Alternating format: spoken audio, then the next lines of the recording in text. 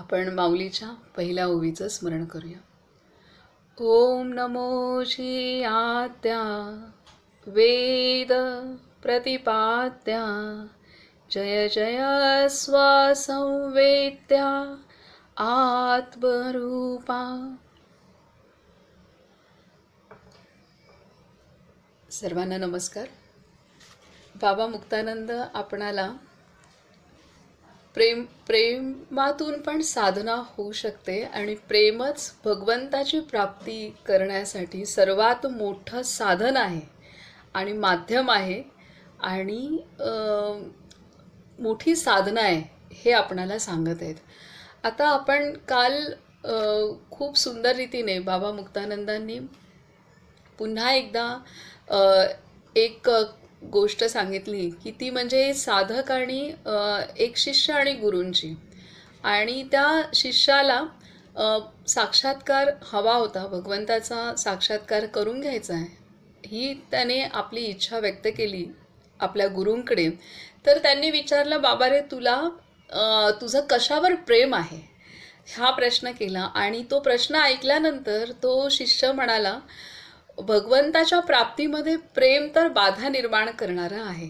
त्याच्यामुळे असं त्या शिष्याचं ठाम मत होतं. तेव्हा ते त्यांना स्पष्ट सांगतायत की तसं नाही आहे, प्रेम बाधा निर्माण करणारं नाही, तर प्रेमच भगवंतापर्यंत घेऊन जाणारं आहे.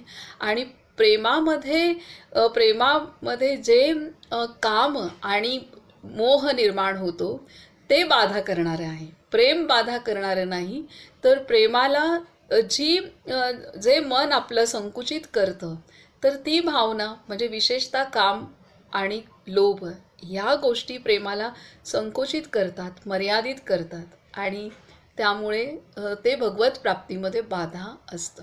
आणि तिथे मग आपल्याला मार्गदर्शन केलेलं आहे की आपण आपल्या मनाला पूर्ण सामान्य मन न समजता ते भगवंताची शक्ती आहे, चेतना आहे, या दृष्टीने मनाकडे आपण पूर्णतः सन्मानाने पाहणं आवश्यक आहे आणि आदराने पाहणं आवश्यक आहे.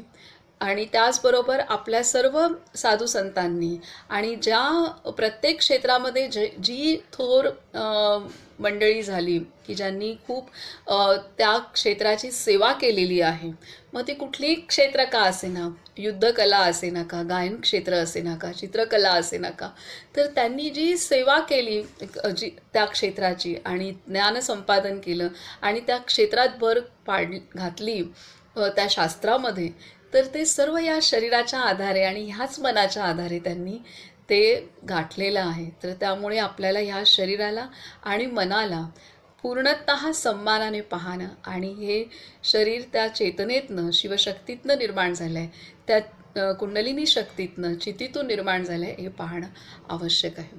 आता इथे अजून खूप काही सूक्ष्म चिंतन झालेलं आहे, त्या संदर्भात आपण व्यक्त करूयात. आता इथे बाबा मुक्तानंदांनी आपणाला स्पष्ट सांगितलेलं आहे की आपल्या मनाला जे ध्येय असतं, म्हणजे मनाला जे त्याची ओढ आहे, तर मनाला सत्य प्रेमाची ओढ आहे, मनाला सत्य शांती हवी आहे, मनाला सत्य विश्रांती हवी आहे, मनाला सत्य समाधान हवं आहे. क्षणभंगूर नको आहे त्याला, म्हणजे थोड्या कालावधीसाठी टिकणारं शांती, सुख, समाधान, प्रेम त्याला नको आहे. त्याला कायम स्वरूपात टिकणारं सुख, शांती, प्रेम आणि विश्रांती त्याला हवी आहे. म्हणून ते मन भटकत असतं. म्हणून एका विषयावरून दुसऱ्या विषयावर, कधी ज्ञान घेतं तर कधी ध्यानच करतं आहे, तर कधी उपभोग घेत आहे, तर असं एका विषयावरून दुसऱ्या विषयावर ते मन भटकत असतं. कारण त्याला त्याची ओढ आहे की त्याचं ओढ आहे पहिलं पूर्ण सत्य स्वरूपातलं आणि कायम स्वरूपात टिकणारं सुख, शांती, समाधान आणि प्रेम. आणि हे जेव्हा असतं तेव्हाच खरी विश्रांती मिळू शकते जीवाला, आणि ती त्याची ओढ आहे, म्हणून ते भटकत असतं. आणि इथं आपणाला सांगितलेलं आहे की बाबा मुक्तानंद आपल्याला स्पष्ट करतायत, कितीही ज्ञान घेतलं, कितीही साधना केली, किंवा आपले सद्गुरू खूप मोठे असेनात का, किंवा आपलं नाम खूप शक्तिशाली आहे किंवा आपल्याला मिळालेला मंत्र खूप मोठा आहे, आपला आश्रम फार खूप पवित्र स्थान आहे, असं जरी असलं तरीसुद्धा तिथे आपण मारून मुकटून नाही मनाला शांत स्थिर करू शकत. जोपर्यंत ते मन आतून एकरूप होत नाही त्या स्थानाशी, त्या गुरुशी, त्या नामाशी, मंत्राशी, आश्रमाशी, तोपर्यंत ते शांतीने अनुभवू शकत. आणि जर ते आतून नाही एकरूप झालं तर ते थोड्या वेळासाठी शांत होईल, थोड्या वेळासाठी बरं वाटेल, पण नंतर परत ते निसटून जाणार. परत जरी आश्रमात असू तरी मुंबईचा फेरफटका मारून येऊ. तर या पद्धतीने ते करणार आहे. तर त्याच्यामुळे त्या अशा मनाला मग मारून मुकटून आपण नाही एका जागी बसू शकत. आपण मारून मुकटून त्याला सुख प्रेम अनुभवू नाही शकत. तर इथे सांगितलंय त्याला कोंडायचंय. कशात कोंडायचंय? त्याला कैद करायचंय. तर त्याला कैद आपण करू शकतो, प्रेमाच्या बेडीने कैद करू शकतो. प्रेमाच्या बेडीतच कैद करू शकतो. तर त्याला आधी प्रेमाच्या बेडीत कैद करायचंय आणि त्या प्रेमात, आणि मग ते प्रेम कुठलं आहे? तर ते प्रेम आत्मप्रेम आहे.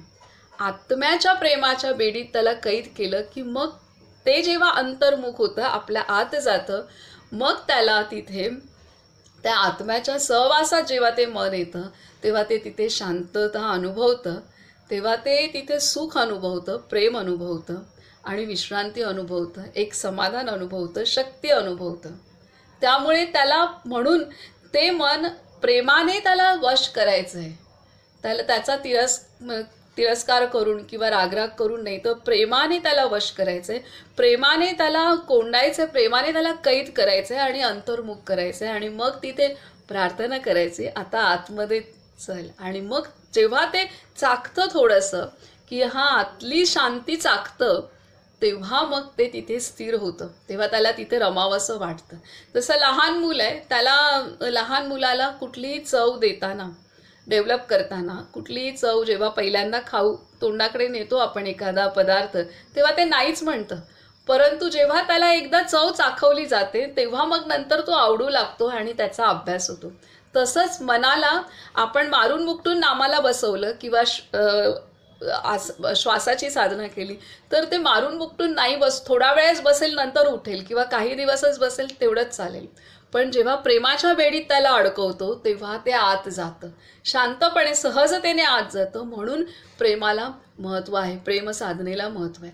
आणि आता तिथे आतमध्ये गेल्यानंतर पण जर आपलं प्रेम जर संकुचित असेल, मर्यादित असेल, तर ते थोड्याच वेळासाठी बसणार आहे तिथे शांतता. कारण त्याला माहिती आहे हे नेलं तर आतमध्ये प्रेमाने, परंतु जे काही मला सुख पाहिजे, खरं सुख, खरी शांती, खरं समाधान, खरी विश्रांती, ती काय बाबा ह्या प्रेमात नाही. ह्यांनी मला फसवलेलं आहे आणि मर्यादित संकुचित प्रेमाने मला फसवलेलं आहे. पण ह्या संकुचित जरी फसवलं असेल तरी त्या मनाला जाणीव आहे की मला काही इथे सुख, चैन, समाधान, शांती काही प्राप्त होत नाही, मला घुसमटच होते, उलट मी बाहेर पडत, म्हणजे मी पुन्हा ते भटकतं. म्हणून जर आपलं प्रेम संकुचित असेल, मर्यादित असेल, तर ते मन तिथे आतमध्ये जास्त काळ टिकू नाही शकत. म्हणून या प्रेमाला आपण प्रेमाची साधना करायला पाहिजे. प्रेमाने वश येतं मन, परंतु ते वश आलेलं मन पूर्णतः तिथे स्थिर राहण्यासाठी आपल्याला प्रेम व्यापक केलं पाहिजे. कारण आपल्या मनाला भगवंतामध्ये एकरूप व्हायला आवडतं. त्याच्या प्रेमाची ओढ आहे, त्याच्या शांतीची ओढ आहे, त्याच्या सुखाची, समाधानाची ओढ आहे, त्याच्या शक्तीची ओढ आहे. संकुचितपणाची ओढ नाही आहे, त्याला व्यापक स्वरूपाची ओढ आहे. तर त्याच्यामुळे जर आपलं प्रेम आपण विकसित जोपर्यंत करत नाही तोपर्यंत आपलं मन पूर्णतः भगवंताशी, आपल्या आतमध्ये एकरूप होऊ शकतच नाही. ह्यासाठी मग बाबा मुक्तानंदांनी आपणाला सांगितलंय की हे प्रेम, आणि त्या गुरु आणि शिष्याच्या संवादातनं सांगितलंय की हे प्रेम, ह्या प्रेमामध्ये जर काम वासना असेल, मोह असेल तर, आणि किंवा तिरस्कार असेल, तर हे प्रेम संकुचित होतं. आणि संकुचित असल्यामुळेच ठराविक जणांवरतीच आपण भेदभावाने प्रेम करत असू. त्या प्रेमात आशा असेल, भेद असेल, काही अपेक्षा असतील, काही क्लेश अनुभवत असू, तर ते प्रेम संकुचित होतं. आणि मग तिथं मन नाही तिथे शांत होऊ शकत किंवा एकरूप होऊ शकत. तर हे प्रेम जेव्हा व्यापक करू, आणि व्यापक केल्यानंतरच, म्हणजे व्यापक करण्यासाठी जितकं प्रेम वाटू, जितकं प्रेम देऊ, तितकं ते व्यापक होणार आहे. प्रत्येक जे आकाराच्या प्रती, प्रत्येक परिस्थितीमध्ये, प्रत्येक जीवाच्या प्रती आपलं प्रेम असेल, सृष्टीतल्या प्रत्येक रचनेप्रती प्रेम असेल. कोणत्याही परिस्थिती जीवनात आली तरी ते प्रेम सम असेल, सर्वानुभूती प्रेम सम असेल, तर ते प्रेम व्यापक होणार आहे. आणि जितकं प्रेम व्यापक होणार तितकं ते मन व्यापक झाल्यानंतर, प्रेम सर्वांप्रती असल्यानंतर तितकं मन आपणहून शुद्धतेचा अनुभव करतं, शांतीचा अनुभव करतं, सुखाचा अनुभव करतं आणि विश्रांतीचा अनुभव करतं. आणि त्याला जे हवं आहे ते त्याला प्राप्त होतं. त्याची सगळी घुसमट, त्याचे सगळे विकार, सगळं काही निघून जातं. म्हणून प्रेमसाधना अत्यंत महत्त्वाची आहे.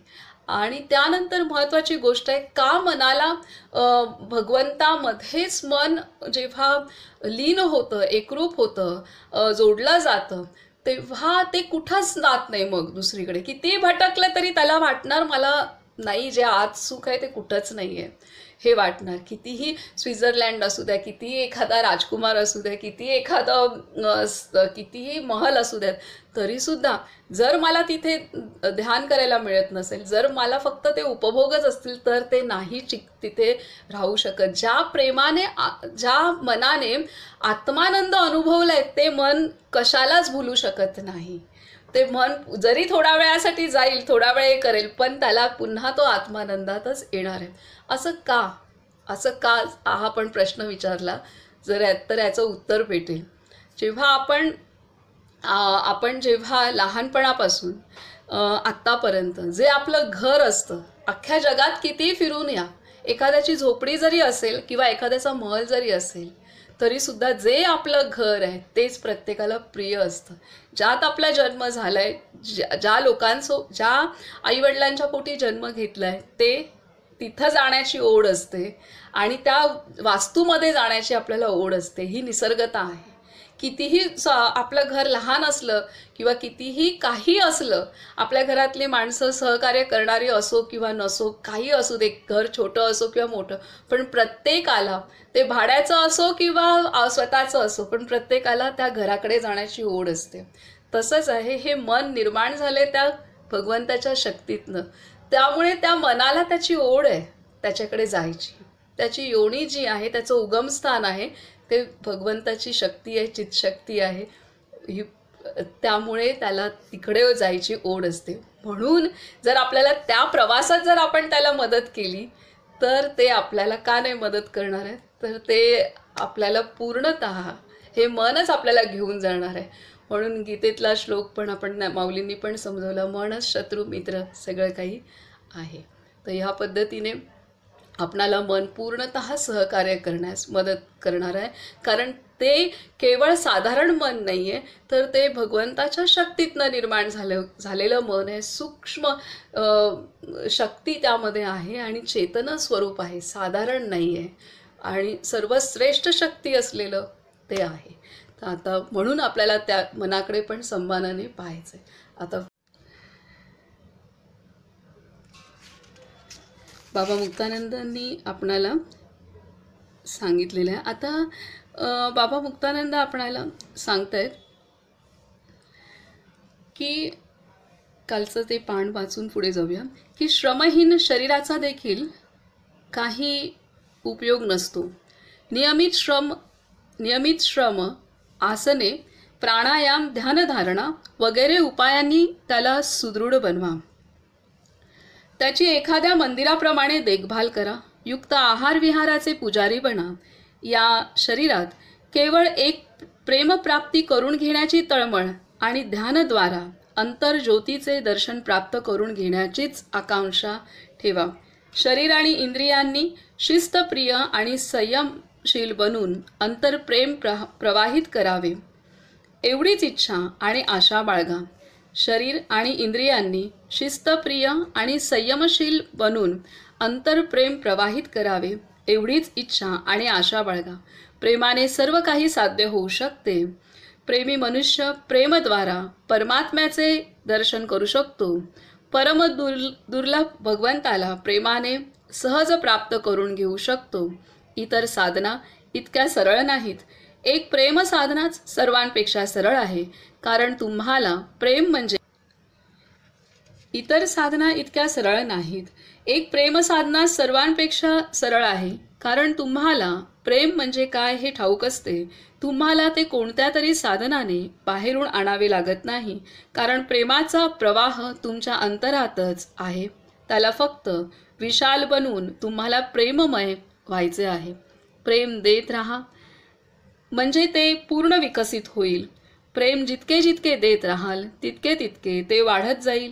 जो प्रेमाचा प्रसार करतो त्याचे स्वागत ते स्वतःच सर्वत्र करीत असते. तर अशा रीतीने प्रेम वाढवत जाऊ तितकं तितकं खूप सुंदर दिलेलं आहे की प्रेम देत राहा म्हणजे ते पूर्ण विकसित होईल. प्रेमाची साधना कशी होईल तर दिल्याने होणार आहे. सर्वांवरती प्रेम केल्याने होणार आहे. शुद्ध, निरासक्त, दोषरहित, भेदरहित, क्लेशरहित, असीम प्रेम केल्यानेच ते विकसित होणार आहे, पूर्ण विकसित होणार आहे. आणि असं अमर्याद प्रेम, सर्वांप्रती प्रेम स्वरूप म्हणजेच परमात्म तत्व आहे. वेगळं दुसरं काही आहे नाही आहे. परमात्मा म्हणजेच प्रेमाचा पूर्ण सागर आहे. सच्चिदानंद परमानंद स्वरूप आणि भगवंताचं स्वरूपच प्रेमस्वरूप आहे. म्हणून प्रेम जितकं देऊ, जितकं आपल्या आतमध्ये वाढेल, प्रेम शुद्ध होईल, तितकं आपण भगवंताच्या जवळ जाणार आहोत, भगवत स्वरूप होणार आहोत. तर ही गोष्ट आहे.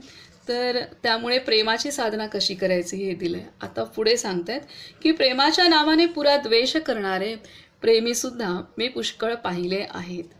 कुणाच्याही तिरस्काराला प्रेमात स्थान नाही. प्रेमात उच्च नीच भावना असू नये. आम्ही वैष्णव आहोत, आम्ही शिवमंदिरात पाय टाकत नाही असा दावा करणारे निष्ठुर आणि तामसी प्रेमीही मी पाहिले आहेत. अशा तऱ्हेचा क्रोध जर प्रेमात भरलेला असेल तर ते प्रेम कसले? ती तर शुद्ध निष्ठुरता आहे. प्रेमाच्या राज्यात जाती, व्यक्ती, पंथ, भेद कधीही असू शकत नाहीत. संकुचित वृत्तीमुळेच भेद निर्माण होतात, प्रेमामुळे नाही. प्रेमामुळे तर अभेद रूप तन्मयता प्राप्त होते. तर इथे अशा पद्धतीने कशाच्याच प्रती आपल्याला तिरस्कार नाही वाटला पाहिजे किंवा तुच्छ, हे श्रेष्ठ हे कनिष्ठ नाही वाटलं पाहिजे कशाच्याच प्रती. कारण ह्या भगवंताने जे निर्माण केलेली आहे सृष्टी, त्या सृष्टीतली भगवंत इतका सुंदर आहे, प्रेमस्वरूप आहे, पूर्णतः सत्यम शिवम सुंदरम असं परमात्मा शक्तीला म्हटलं जातं. तर तसा जर भगवंत आहे तर त्यातनं निर्माण झालेली रचना तशीच असणार आहे, सत्य, शिव आणि सुंदर. परंतु मायेच्या ह्या जगात आल्यानंतर माणसांनी आवरणं म्हणजे निर्माण केली आहेत स्वतः किंवा ती ओढून घेतली आहेत, म्हणून त्या जीवाला स्वतःतलं पण सत्यत्व, शुद्धत्व, सौंदर्य दिसत नाही. ही गोष्ट आहे. पण त्याने निर्माण करताना तर सर्व काही सत्य, शिव आणि सुंदर, प्रत्येक गोष्ट कल्याणकारी, सौंदर्याने नटलेली आणि सत्य स्वरूपातली अशी निर्माण केलेली आहे. तर त्याच्यामुळे इथे आहे की आपली दृष्टी व्यापक असली पाहिजे. कितीही माझे सद्गुरू प्रति मला प्रेम असेल, किती माझे संप्रदाय मला आवडत असेल किंवा आश्रम आवडत असेल किंवा घर आवडत असेल, तरी तितकंच आपलं सर्वांप्रती, सर्वच सद्गुरूंप्रती, सर्वच साधकांप्रती, सर्वच आश्रमांप्रती, सर्वांप्रती आपलं प्रेम तितकंच असलं पाहिजे. असं नाही की माझेच गुरु श्रेष्ठ, माझंच आहे, नाही.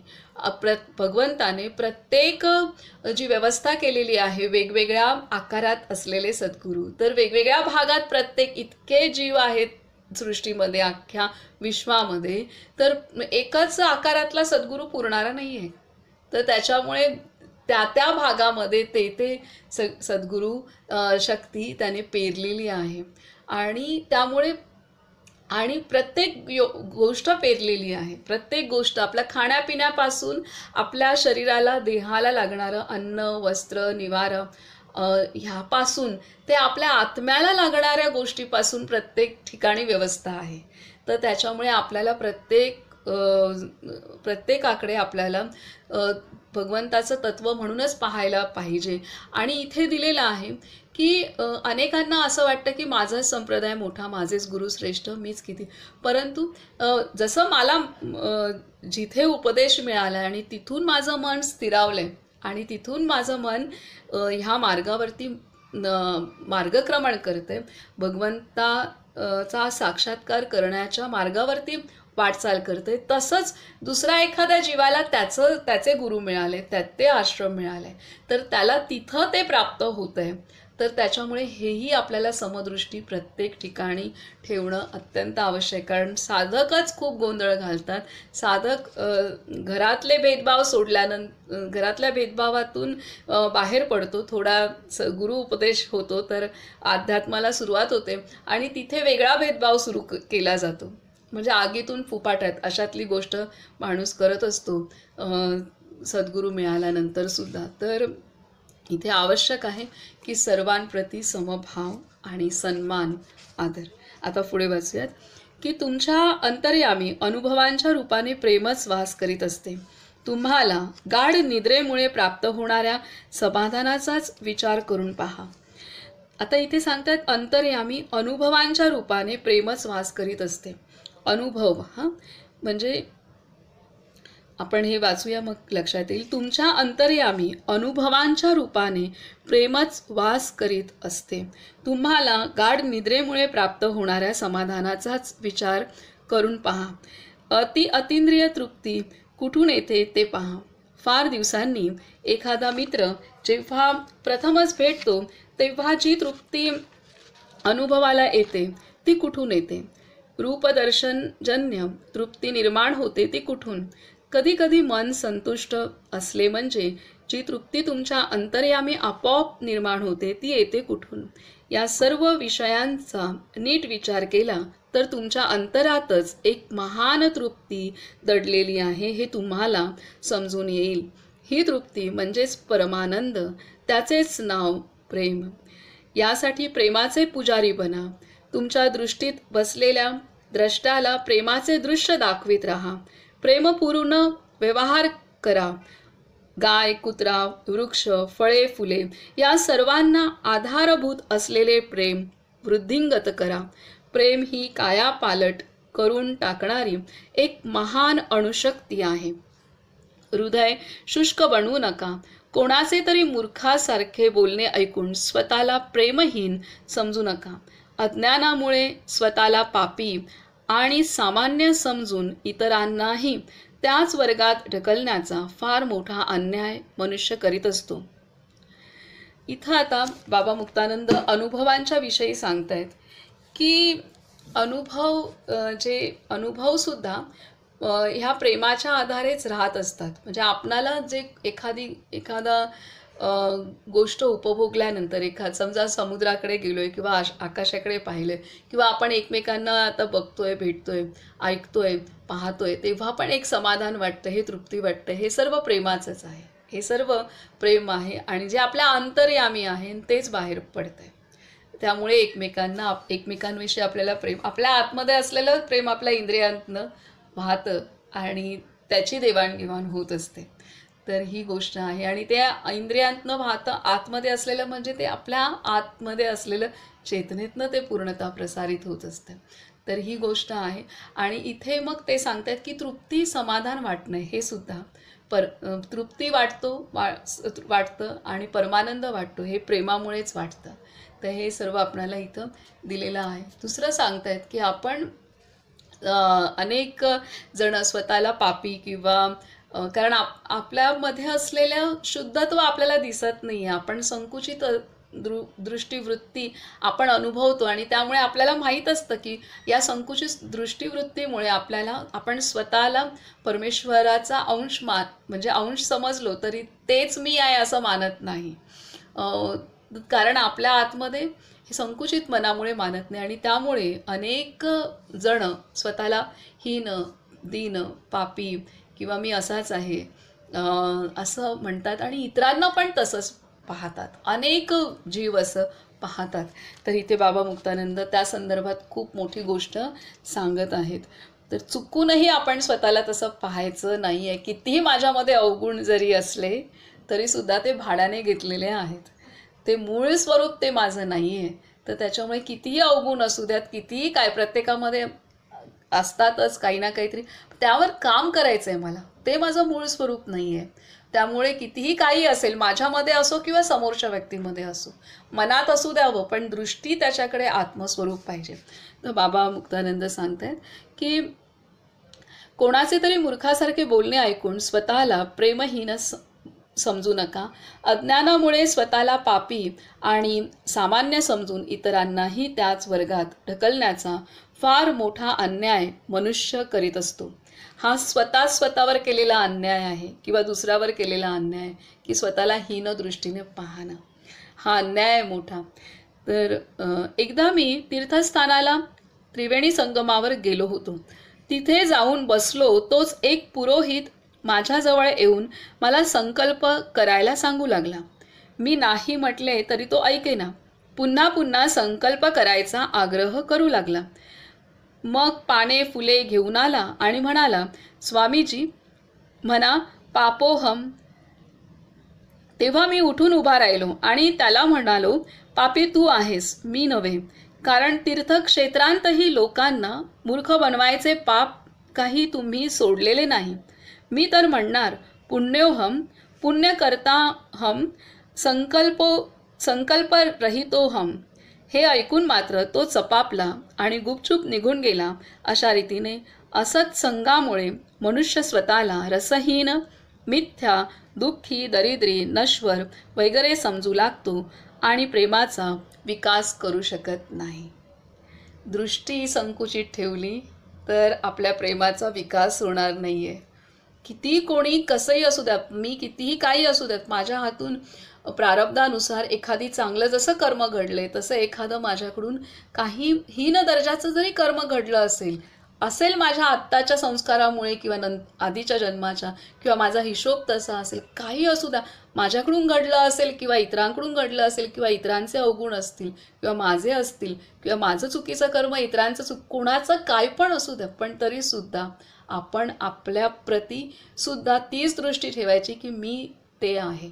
माझ्याकडे माझ्या आतमध्ये त्याचा अंश आहे, पूर्ण अंश आहे आणि मी तसंच ते माझ्याकडे ते बनण्याची पूर्ण शक्ती आहे, कारण ते आहेच आहे आणि तसंच दुसऱ्या व्यक्तीचं पण आहे. अशी दृष्टी ठेवली तर आणि तरच मग मन आपल्याला प्रेमाने मदत करणार आहे, स्वतः मदत करणार आहे आपणाला त्या अंशापर्यंत महान होण्यासाठी, त्या अंशासारखं महान होण्यासाठी. अशी गोष्ट आहे. आणि तरी म्हणून आणि जर आपण हीन दृष्टीने बघितलं तर आपल्यातलं प्रेम हे संकुचित होणार आहे आणि विकास होऊ शकत नाही. आपण आपल्या पायावरती आपण म्हणतो ना खड्डा किंवा कुऱ्हाड मारल्यासारखं आहे ते. त्याच्यामुळे मन कुठल्याही गोष्टीमुळे छोटं होणार नाही, ही दक्षता घेणं अत्यंत आवश्यक आहे.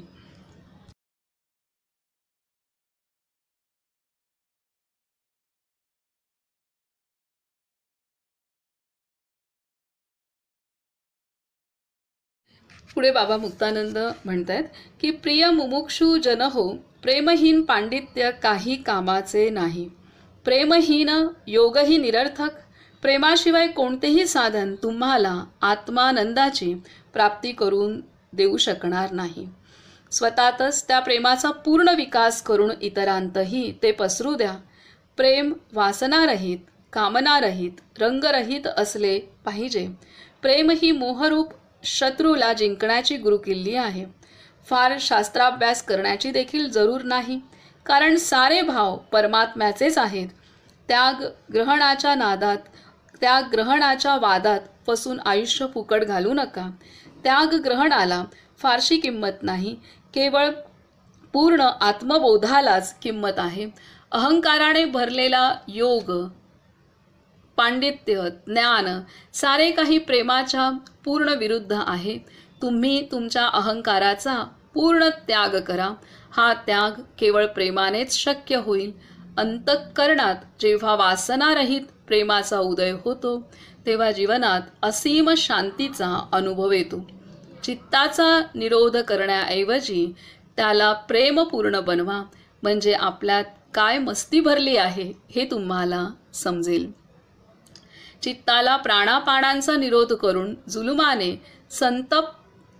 संतप्त करण्याऐवजी प्रेमाने वश करून आत्म्याकडे वळवा. तुमच्या सर्व इंद्रियांचे सारे विषय परमात्ममय झाले पाहिजेत. तुकाराम महाराज म्हणतात की ज्याचा विषयच नारायण झाला त्याला हे जग प्रेममय दिसू लागते.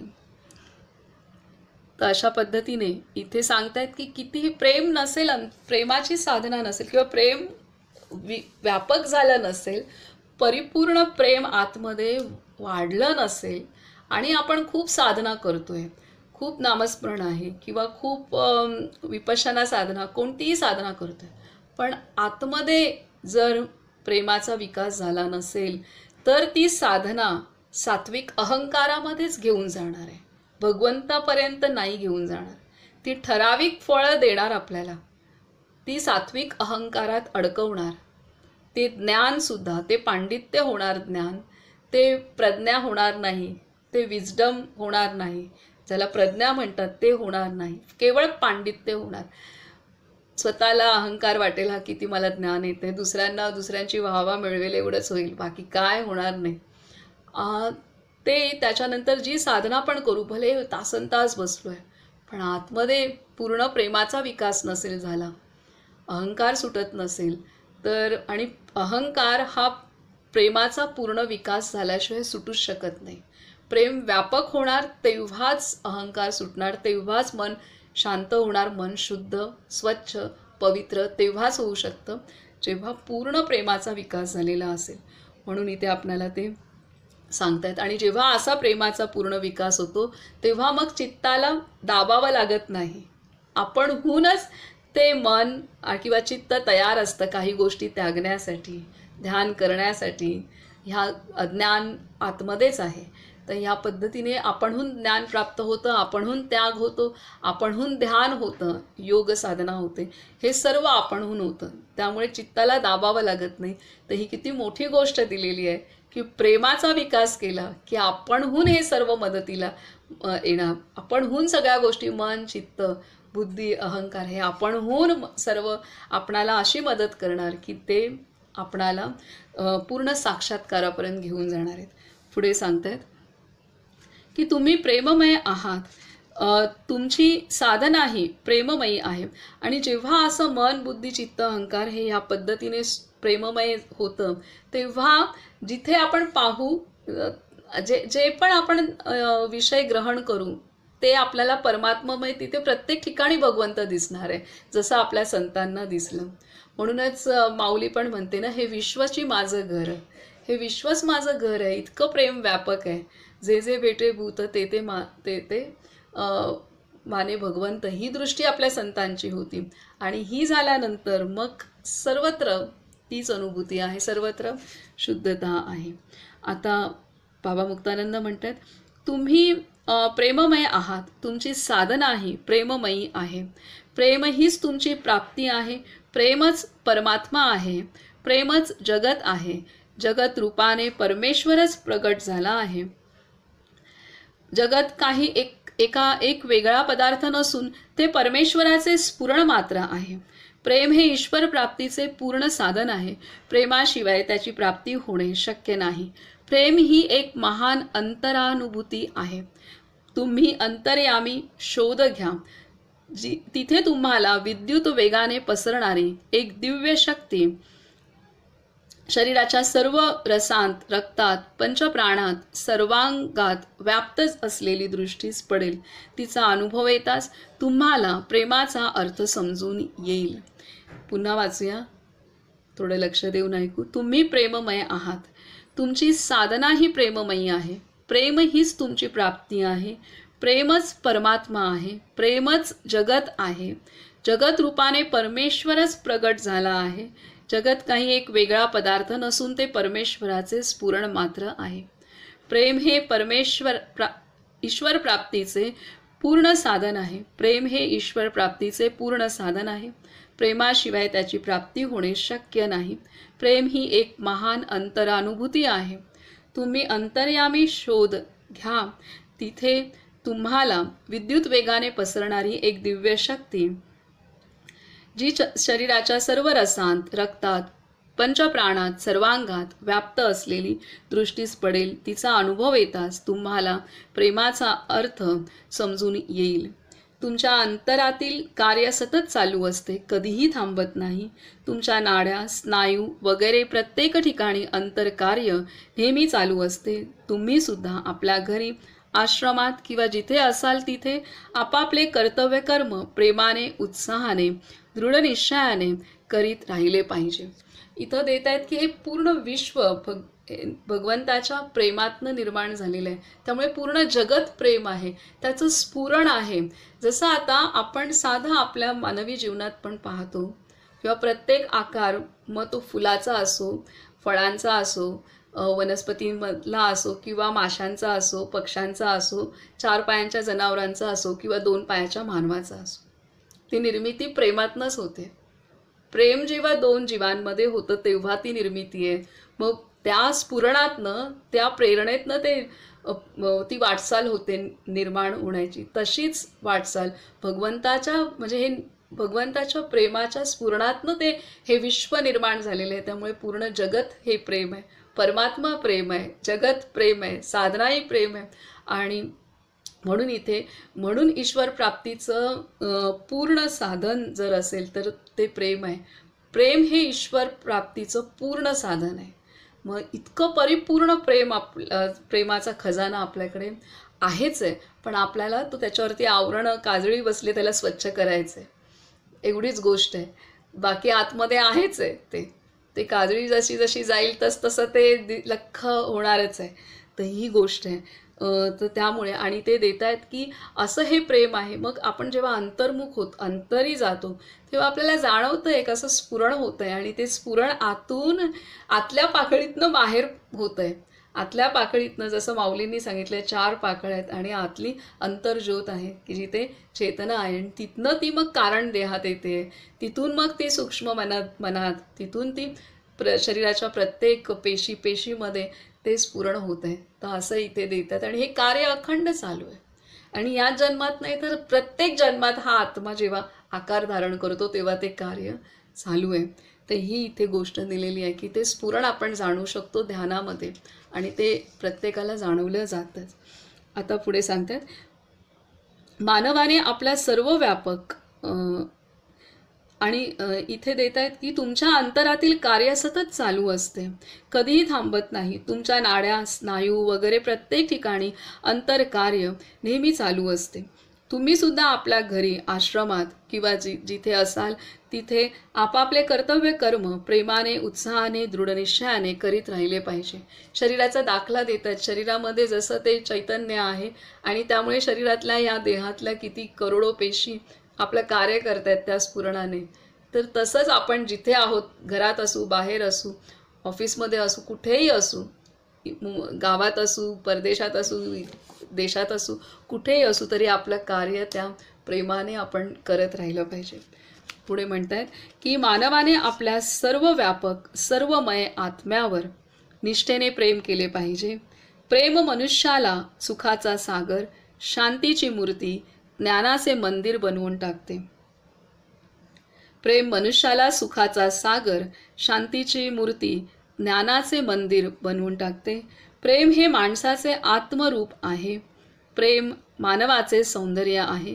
प्रेम मानवतेचा महिमा आहे. म्हणून मुक्तानंद म्हणतो, प्रथम तुम्ही स्वतःवर प्रेम करा, मग शेजाऱ्या पाजाऱ्यांवर, आणि नंतर साऱ्या जगावर प्रेम करा. यालाच भक्ती म्हणतात. यानेच ज्ञानानंद प्राप्त होतो. यामुळेच योगानंदाची तृप्ती अनुभवाला येते. प्रेमामध्ये सर्व साधने आपोआप अंतर्भूत होत असतात. प्रेमच भगवान नित्यानंद आहे. सर्व साधनेचा फलरूप परमानंद हाच श्री गुरुकृपेने पूजला जाणारा सद्गुरू नित्यानंद आहे. प्रेम, अशा रीतीने प्रेम ही सर्वश्रेष्ठ साधना आहे. म्हणून भक्तीला महत्त्व दिले सर्व संतांनी. सर्व योगांमध्ये भगवंताची प्राप्ती करून घेण्यासाठी भक्तीला महत्त्व दिले, कारण भक्ती ही प्रेमावर आहे. सर्व योगांमध्ये भक्तियोग त्याला महत्त्व दिलेलं आहे, कारण ह्या भक्तियोगामध्ये सर्व योगांचा समावेश होतो. जितकं प्रेम आपलं व्यापक आणि भगवत स्वरूप होत जातं आहे, तितकं आपणाला ज्ञान आपणहून येतं. आपलं ध्यान आपलं योग जे आहे, योग साधना म्हणजे आपलं मेडिटेशन ध्यान हे आपणहून होतं आणि आनंद आपणहून प्राप्त होतो. त्यामुळे ह्या प्रेमामध्येच सर्व साधनं समावलेली आहेत. तर इथे हे प्रकरण अशा रीतीने पूर्ण झालेलं आहे, प्रेमच साधना. तर इथे एक आठवण सांगेन. आता ब्रह्मविद्येच्या मध्ये एक ताई ज्या आता त्यांनी शरीर सोडलं 17 मार्चला आणि आपण त्यांच्यासाठी थोडं ध्यान पण केलं होते. तर त्यांची एक आठवण सांगेन की डिसेंबरमध्ये पहिल्यांदाच त्यांना भेटायचा योग आला.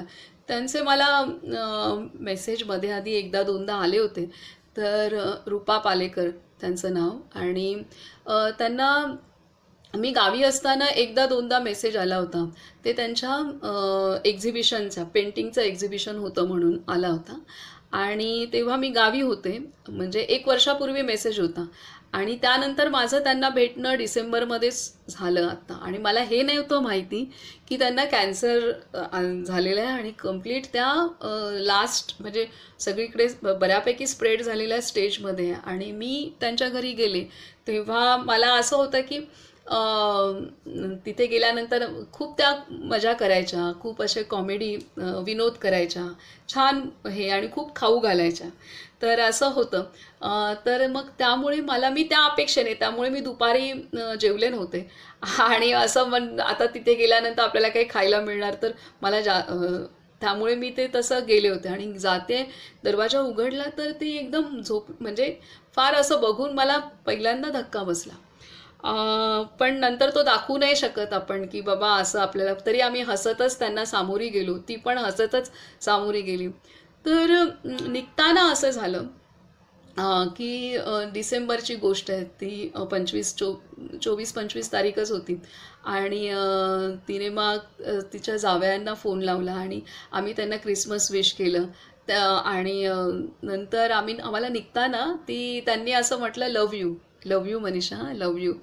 तर ते लव यू इतकं छान होतं, म्हणजे आम्ही पण त्यांना लव यू म्हटलं. म्हणजे त्या इतक्या वेदनेत होत्या, पूर्णतः झोपलेली अवस्था, म्हणजे खूप प्रचंड वेदना, सगळी हात सुजलं, ब्रेस्ट कॅन्सर होता, तर ती खूप मोठी जखम होती, भरपूर वेदना, म्हणजे प्रचंड वेदना.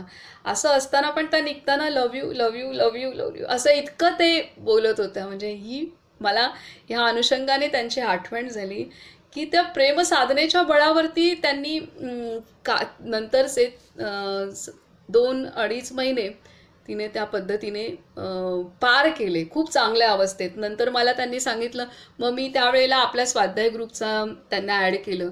आणि त्यानंतर एक 3-4 दिवसातच मला त्यांचा फोन आला, किती छान बोलतेस तू, किती छान चालू आहे, मला खूप बरं वाटलं, मला ध्यान माझ्याकडून करून घे.